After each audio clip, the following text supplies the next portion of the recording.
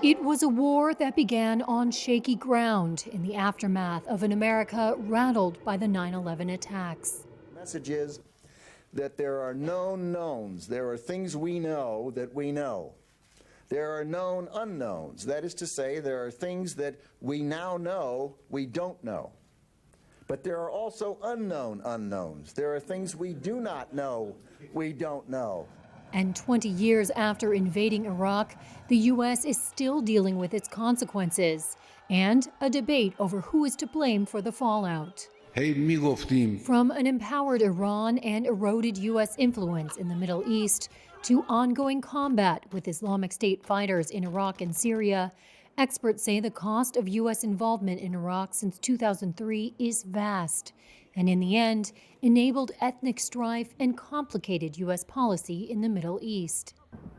It was early 2003 when then U.S. President George W. Bush made the decision to oust Iraqi President Saddam Hussein by force, a move supported by Bush's Undersecretary of State John Bolton in the belief that Iraq was harboring weapons of mass destruction. We have very convincing evidence that Iraq maintains an extensive program for the production and weaponization of weapons of mass destruction and long-range ballistic missiles that have been forbidden to it since the time of the Gulf War ceasefire resolution 687 in 1991. No such weapons were ever found, and soon after the invasion and toppling of Saddam, the country exploded into violent chaos. But looking back, Bolton tells Reuters that despite Washington's mistakes, he believed removing Saddam justified the costs. I think it was worth it because the decision was not simply, does Saddam pose a WMD threat in 2003? That was a question. Another question was, would he pose a WMD threat 5 years later? To which I think the answer clearly was yes.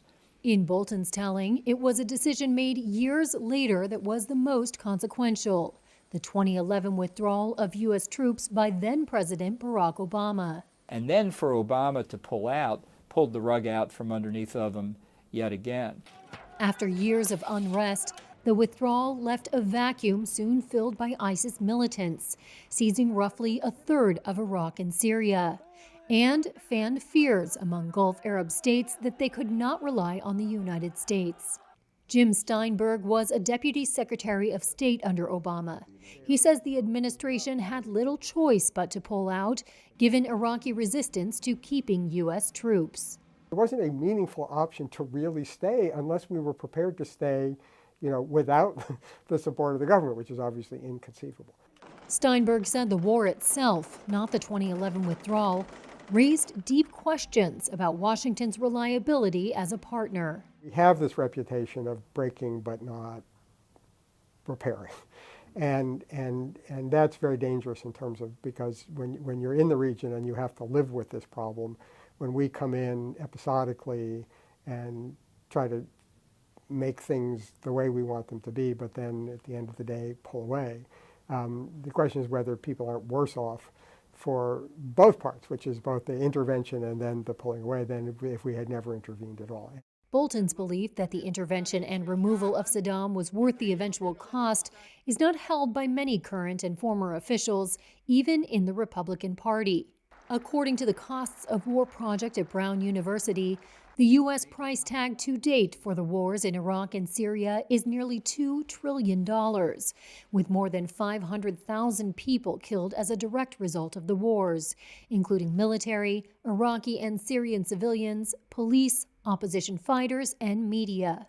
Obama in 2014 sent troops back to Iraq, where about 2,500 remain, and in 2015 he deployed to Syria, where about 900 troops are on the ground. Today, U.S. forces in both countries still combat Islamic State militants, who are also active from North Africa to Afghanistan. We can win the war on terror. Years of conflict unforeseen in the early fervor to overthrow an Iraqi leader.